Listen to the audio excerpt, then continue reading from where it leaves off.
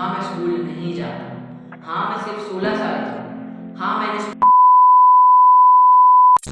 तो hello guys, I am Tanish Bothra. आज मैं मेरी लाइफ के 2 साल रिवाइंड करके उसे रिप्ले करने वाला हूँ आप लोगों के सामने।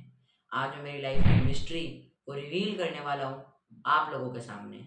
इस वीडियो के अंदर जो मैं पॉइंट्स कवर करने वाला हूँ वो है chapter number 1, why I leave school. Chapter number 2, how did I convinced my parents.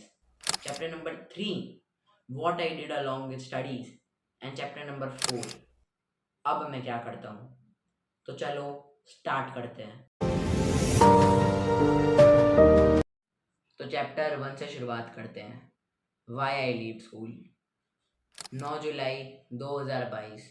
मुझे वो दिन आज भी अच्छे से याद है। उस दिन मैं आखिरी बार स्कूल गया था। दोपहर के कुछ 12:30 बजे मैं स्कूल से निकला और फिर कभी वापस स्कूल गया ही नहीं। एट द एज ऑफ 14 मैंने स्कूल छोड़ी थी, जब मैं 7th स्टैंडर्ड को पास करके 8th स्टैंडर्ड में बस आया ही था। लेकिन आप लोग सोच रहे होंगे कि मैंने स्कूल छोड़ी ही क्यों, कि ऐसा तो नहीं कि कोई बुली करता था। अगर बुली करने पे बच्चे स्कूल छोड़ देते तो ऐसे तो इंडिया के आधे से ज़्यादा बच्चे स्कूल छोड़ चुके होते। मेरे स्कूल छोड़ने के मेनली 3 रीजंस थे। Reason number 1, not so good friends. देखो यार, स्कूल लाइफ में एक अच्छा दोस्त होना बहुत ज़रूरी है। मतलब कि एक बेस्ट फ्रेंड होना, और वो भी अगर पिछले 5 साल से आप एक ही स्कूल में पढ़ रहे हो तो। और अगर स्कूल लाइफ में एक अच्छा बेस्ट फ्रेंड नहीं होता तो स्कूल लाइफ कितनी हार्ड हो जाती है। जिनकी भी स्कूल लाइफ में एक अच्छा बेस्ट फ्रेंड नहीं रहा होगा वो मुझसे रिलेट कर पा रहे होंगे। मेरे 4th स्टैंडर्ड तक ही सिर्फ 2 अच्छे दोस्त थे, लेकिन उसके बाद एक दोस्त दूसरी सिटी में शिफ्ट हो गया और दूसरी दोस्त दूसरी स्कूल में चली गई। लेकिन कोई एक कारण से स्कूल तो नहीं छोड़ देता ना। Reason number 2, excessive homework and test. क्या खाली नोटबुक भरने से या हर अगले दिन टेस्ट देने से स्टूडेंट्स इंटेलिजेंट हो जाते हैं? नहीं। पता नहीं क्यों आजकल स्कूल्स में खाली नोटबुक्स भरने पे ध्यान दिया जा रहा है, एक्सेसिव होमवर्क दिया जा रहा है, हर अगले दिन टेस्ट लिए जा रहे हैं। पता नहीं इससे स्टूडेंट्स की इंटेलिजेंस लेवल बढ़ेगी कि नहीं, पर हाँ, स्ट्रेस ज़रूर बढ़ रहा है। रोज रोज इतने हैवी हैवी बैग्स लेके 2 3 4 4 फ्लोर्स स्टूडेंट्स चढ़ते हैं और उतरते हैं। उसकी वजह से इवन 7 से 8 साल के बच्चों को भी शोल्डर पेन और बैक पेन होने लगे। और होमवर्क खाली नोटबुक में नहीं, वर्कबुक से भी मिलता है। तो इतना इतना होमवर्क देना और हर अगले दिन टेस्ट लेना सही है? पता नहीं मुझे। इन 2 कारणों की वजह से तो मेरा मन स्कूल से उठने लगा था, और तीसरे रीज़न की वजह से तो मन पूरा ही उठ गया। देखो यार, मैंने स्कूल छोड़ी है पढ़ाई नहीं, स्कूलिंग छोड़ी है एजुकेशन नहीं। मैं घर पे रह के पढ़ाई करता हूँ। अब मैं कौन सी पढ़ाई कर रहा हूँ, कहाँ पढ़ाई कर रहा हूँ, क्या पढ़ाई कर रहा हूँ, वो सब कुछ बताऊँगा। लेकिन उससे पहले चलते हैं पॉइंट पे। Reason number 3, importance to right study. Importance to right study का मतलब है जो तुम्हें अच्छा लगता है वो पढ़ो। जैसे कि मैं मेरा बताऊं तो जब मैं स्कूल जाता था और सोशल साइंस पढ़ता था, उसके अंदर पढ़ता था कि भाई मोहम्मद गौरी ने कब अटैक किया और बहुत सारी चीज़ें जो हिस्ट्री में हुई है। मुझे लिटरली हिस्ट्री में 0.1% इंटरेस्ट भी नहीं है। मुझे तो इवन नींद आने लग जाती थी हिस्ट्री के पीरियड में। साइंस में भी लिटरली 0.1% भी इंटरेस्ट नहीं है। मैथ्स की बात करूँ तो मैथ्स मुझे 6th 7th स्टैंडर्ड तक ही अच्छा लगता था। लेकिन उसके बाद जो मैथ्स में एलजिब्रा, इक्वेशन सिंप्लीफाई और वो जो मैथ्स का एक्स आया, मेरे दिमाग में यही चल रहा था कि मैं इन सब चीज़ों को पढ़ ही क्यों रहा हूँ जब मुझे इनमें से कोई भी चीज़ में इंटरेस्ट नहीं है, मुझे फ्यूचर में इनमें से कोई भी फील्ड में जाना नहीं है, तो मैं इन सारी चीज़ों को पढ़ ही क्यों रहा हूँ। इससे बढ़िया मैं वो क्यों नहीं पढ़ता जिसमें मुझे इंटरेस्ट है। और वहीं पर एंट्री होती है एनआईएस की। एनआईएस क्या है पूरा समझाऊंगा, लेकिन उससे पहले टाइम है कि आप लोग जानो chapter number 2, how did I convinced my parents. Chapter number 2, how did I convinced my parents. तो मैंने डिसाइड कर लिया था कि मुझे स्कूल नहीं जम रही है और मुझे स्कूल छोड़नी है। तो मैं बहुत हिम्मत जुटा के मेरे पेरेंट्स के पास गया और बोला, पापा मम्मी मुझे स्कूल नहीं जम रही है और मुझे स्कूल छोड़नी है।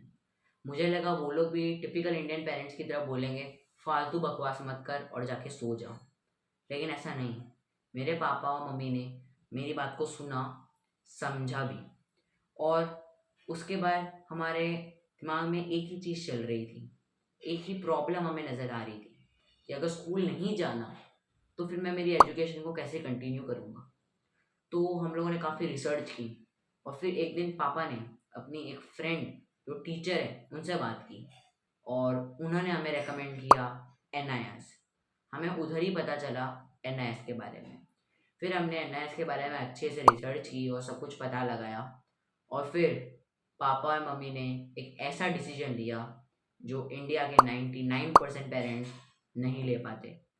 उन्होंने मेरा स्कूल में से एडमिशन कैंसिल करवाया और एनआईएस में एडमिशन करवाया। तो चलो समझते हैं एनआईएस क्या है। NIS national institute of open schooling, मतलब कि प्राइवेट स्कूलिंग। जैसा कि मैंने बोला था, मैंने स्कूल छोड़ी है, पढ़ाई नहीं। मैं एनआईएस से घर पे रह के पढ़ाई कर रहा हूँ, यानी कि प्राइवेट स्कूलिंग कर रहा हूँ। और अभी हाल फिलहाल में मैंने अप्रैल मई 2024 में मेरे 10th के एग्जामिनेशन दिए हैं। और एक एनआईएस एक ऐसा बोर्ड है जो इंडिया एंड अब्रॉड में भी चलता है। मतलब कि मुझे तो नहीं जाना अब्रॉड पढ़ने, लेकिन अगर किसी को अब्रॉड पढ़ने जाना हो तो ये जो मार्कशीट है वो वहाँ पर भी अप्लीकेबल है। अब बात करते हैं कि मैंने ये एनआईएस में 10th में कौन से सब्जेक्ट्स लिए थे। तो मैंने लिया था, मेरा फर्स्ट सब्जेक्ट एंटरप्रेन्योरशिप, बताता हूँ। Second accountancy, third English, fourth Hindi, fifth DU मतलब कि डाटा एंट्री ऑपरेशंस, मतलब कि कंप्यूटर। मैं बिजनेस के बारे में पैशनेट हूँ, मुझे बहुत अच्छा लगता है बिजनेस के बारे में पढ़ना। और तो अब देखो, मैंने जो पढ़ा वो मेरे लिए वैल्यूएबल है। मतलब अब जो मुझे अच्छा लगता है मैं वो पढ़ रहा हूँ, जिसमें मेरा इंटरेस्ट है मैं वो पढ़ रहा हूँ। मैंने एंटरप्रेन्योरशिप में अलग अलग बिजनेस की स्टोरीज को पढ़ा, स्टार्टअप्स कैसे क्रिएट करते हैं वो जाना, अकाउंटेंसी में अकाउंट्स को कैसे मैनेज करते हैं वो जाना। बाकी हिंदी इंग्लिश और कंप्यूटर ये लेने ज़रूरी थे, मैंने ले लिए।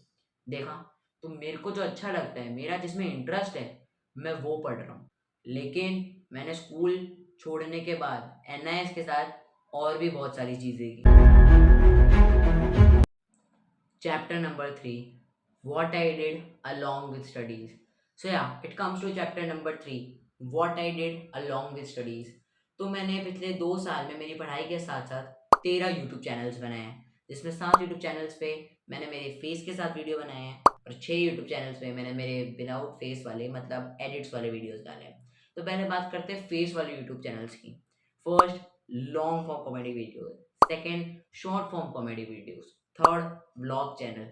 Fourth, second blog channel. Fifth, third blog channel.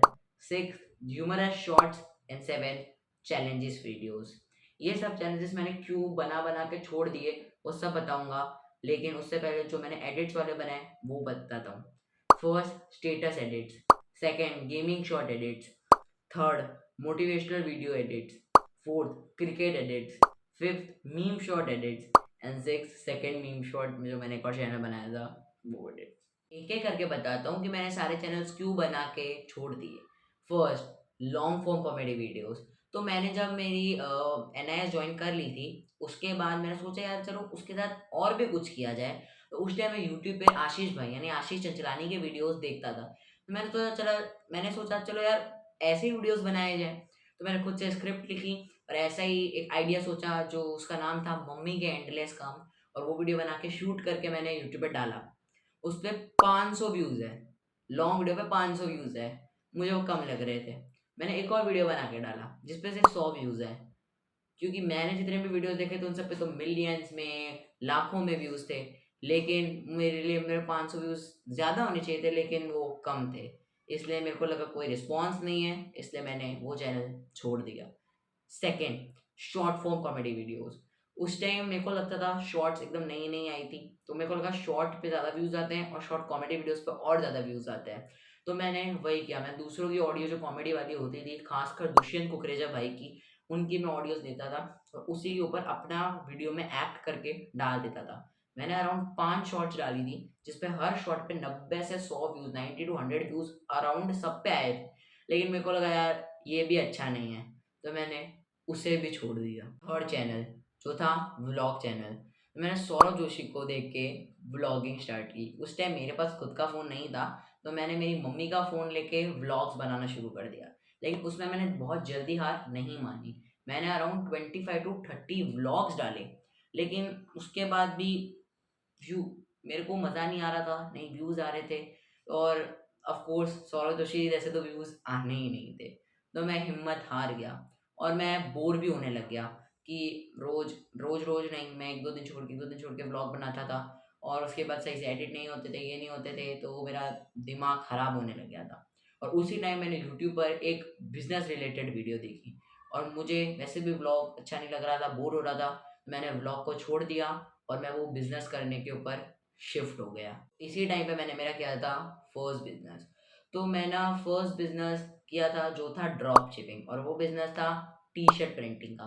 एक वेबसाइट मैंने उस वीडियो में देखी थी जो कि नाम की थी टी स्प्रिंग, जो कि एक फॉरेन की वेबसाइट थी, जिसके ऊपर टी-शर्ट्स अवेलेबल होती थी। हमें कुछ नहीं करना होता था, हमें तो खाली प्रिंट करना होता था। मतलब आप गूगल पे चले जाओ, जो डिज़ाइन अच्छी लग रही है उसको डाउनलोड कर लो और उस टी-शर्ट पे आके प्रिंट कर दो, और अपना कमीशन ऐड करके उस टी-शर्ट को लिस्ट कर लो, और उसके बाद उस टी-शर्ट को जाके प्रमोट करो। और मुझे प्रमोट करना तो आता ही नहीं था, लेकिन उसके अंदर ऐसा था कि प्रमोट करो, अगर कोई ऑर्डर आता है तो वो लोग ही प्रिंट करेंगे, वो लोग ही कोरियर लगाएंगे, मुझे मेरा खाली कमीशन मिलेगा। तो मैंने 20 से 25 टी-शर्ट्स को प्रिंट किया, और वही मुझे प्रमोट हो नहीं रही थी, और इवेंचुअली मुझे कोई भी ऑर्डर नहीं आया, तो मैंने उसे भी बंद कर दिया। उसके बाद बात करते हैं हमारे फोर्थ चैनल की, जो कि था सेकंड ब्लॉग चैनल। तो सेकंड ब्लॉग चैनल पे मैं यही सोच रहा था, जब मैंने मेरा ये बंद किया ये बिज़नेस, तो उस टाइम मैं यही सोच रहा था कि यार ये बंद कर दिया, मेरे को व्लॉगिंग तो अच्छे से आती है, तो चलो व्लॉगिंग ही शुरू करते हैं। मैंने उस टाइम मेरे मम्मी पापा को कहा कि मुझे एक अच्छे कैमरे वाला फ़ोन दिला दो, और उन्होंने मेरे को एक अच्छे कैमरे वाला फ़ोन दिला दिया। तो उसमें मैंने मेरा नया जीमेल अकाउंट क्रिएट किया, उससे मैंने मेरा एक नया यूट्यूब चैनल क्रिएट करके व्लॉग्स बनाने शुरू कर दिए।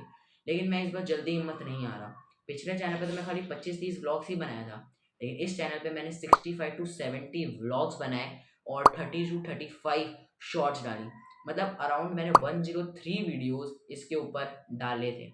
उसमें से 3 शॉर्ट्स पे तो अच्छे व्यूज़ भी आए थे। एक पे 3.4 के, एक पे 2.8 के, और एक पे 2.4 के व्यूज़ भी आए थे। लेकिन मुझे कम ही लग रहे थे और मैं हिम्मत हार गया था। अराउंड 65 टू 70 व्लॉग्स डालने के बाद मैं वापस बोर होने लग गया था, और उस टाइम मेरे एनआईएस के टेस्ट और पीसीपीज भी आ गए थे, तो मैं वैसे ही बोर हो रहा था, तो उस टाइम मैंने मेरी पढ़ाई पे फोकस किया और वो वाले ब्लॉग चैनल को भी छोड़ दिया। उसके बाद अराउंड वो मेरे पीसीपीज और चले, और उसके बाद मैंने 2-3 महीने तक कुछ नहीं किया, खाली पढ़ाई पे फोकस किया। लेकिन मेरे टेस्ट और पीसीपीज को ख़त्म हुए 1-2 महीने हो चुके थे, तो मैंने सोचा कि वापस क्यों ना कुछ किया जाए। तो मैंने वापस सोचा यार मैं व्लॉग चैनल ही बनाता हूँ, और मैंने सोचा इस बार मैं कंसिस्टेंट रहूँगा। लेकिन वो जो मैंने सोचा नहीं था वो हुआ। मैं कंसिस्टेंट रहा। मैंने मेरे फ़ोन से अराउंड मैंने इस बार सोचा मैं डेली व्लॉगिंग करूँगा, जिसमें पहले वाले चैनल्स में मैं डेली व्लॉगिंग नहीं कर रहा था। मैं कर रहा था नॉर्मल व्लॉगिंग, जो 1-2 दिन में 2-4 दिन में 1 व्लॉग डल रहे थे। लेकिन इस बार मैंने सोचा मैं करूँगा डेली व्लॉगिंग, और मैंने वही किया। मैंने डेली व्लॉगिंग करनी शुरू की, मैं रोज़ व्लॉग्स बनाता था। रोज़ रात को 1 डेढ़ 2-2 बजे तक जाके व्लॉग्स को एडिट करता था, और सुबह 8 बजे का शेड्यूल करके सो जाता था। और लगातार 2 महीने की मेहनत के बाद मैंने मेरे चैनल पे 60 व्लॉग्स तक अपलोड कर दिए थे। मतलब मेरे चैनल पे 170 प्लस सब्सक्राइबर्स हो चुके थे। 65,000 से ज़्यादा व्यूज़ आ चुके थे, और मेरा चैनल काफ़ी अच्छा चल रहा था। लेकिन उसी टाइम पे मेरे एग्ज़ाम्स आने वाले थे, तो मेरा धीरे-धीरे से व्लॉग पे से ध्यान हटने लग गया, कम होने लग गया। और उसके बाद जब मेरे एग्ज़ाम में खाली 1 महीना बचा था, तब मैंने वो व्लॉग चैनल को एक बार बंद कर दिया और मेरी पढ़ाई पे फ़ोकस किया। जब मेरे एग्ज़ाम्स हो गए, तब मेरा वापस मन ही नहीं किया कि मैं उसको वापस रिज़्यूम करूँ। तो मैंने सोचा कि क्यों ना कुछ और नया ट्राई किया जाए। तो फिर मैंने किया 6th ह्यूमरस शॉर्ट्स। अगर आप राज ग्रोवर भाई को जानते होंगे, तो आपने उनके देखे होंगे। मैं उसी तरीके के ह्यूमरस शॉर्ट्स बनाए। लेकिन इससे पहले जो मैं शॉर्ट कॉमेडी वाले बना रहा था उसमें ये था कि मैं दूसरों की ऑडियो ले रहा था। इस बार मैंने सोचा कि मैं खुद के आइडिया से खुद स्क्रिप्ट लिख के खुद ही सब कुछ करूँगा और शूट करूँगा। और मैंने वही मेरी पहली शॉट पे, आप लोग सोच नहीं सकते, मेरी पहली शॉट पे 7.5K व्यूज से ज़्यादा है।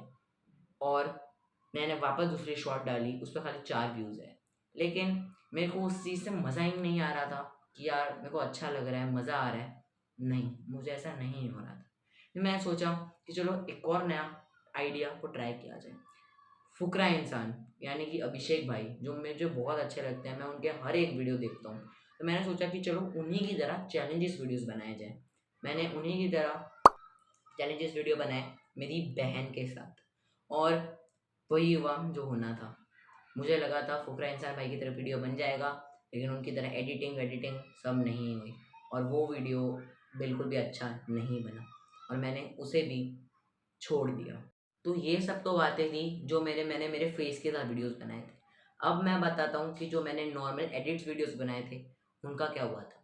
जैसे कि सबसे पहले मैंने status edits, gaming shorts, cricket edits, motivational video edits, meme, first meme, second meme channel, ऐसे करके मैंने 6 अकाउंट्स बनाए थे। मैंने जितने भी उन पे वीडियोस डाले, जितने भी पोस्ट्स किए, वो सब मैंने यूट्यूब से ही वो वीडियोस को डाउनलोड करके उन पे पोस्ट किया था। मुझे लगा था कि इन सारी चीज़ों पे बहुत अच्छे व्यूज़ आते हैं, लेकिन ऐसा नहीं था, मैं गलत था। उन पे कोई भी अच्छे व्यूज़ नहीं आए, कोई भी ज़्यादा व्यूज़ नहीं आए, तो मैंने वो सारे चैनल्स को डिलीट कर दिया। लेकिन अब आप लोगों के मन में एक सवाल उठ रहा होगा कि इतना सब कुछ हो जाने के बाद, इतने चैनल्स डिलीट करने के बाद, छोड़ देने के बाद, अब मैं क्या करता हूँ? So here comes chapter number 4। अब मैं क्या करता हूँ? सो हाँ, चैप्टर नंबर 4, अब मैं क्या करता हूँ? तो मैं अब मिस्ट्री ऑफ माई लाइफ तो आप लोगों ने जान ली। पिछले 2 साल में मैंने क्या क्या किया। मैं प्राइवेट स्कूलिंग कर रहा हूँ। मैंने पिछले 2 साल में कितने यूट्यूब चैनल्स बनाए और बंद कर दिए। लेकिन अब मैं क्या करता हूँ, मैं मेरी डेली लाइफ में क्या करता हूँ, तो वो सब जानने के लिए लाइव विद तनिष को सब्सक्राइब कर लो।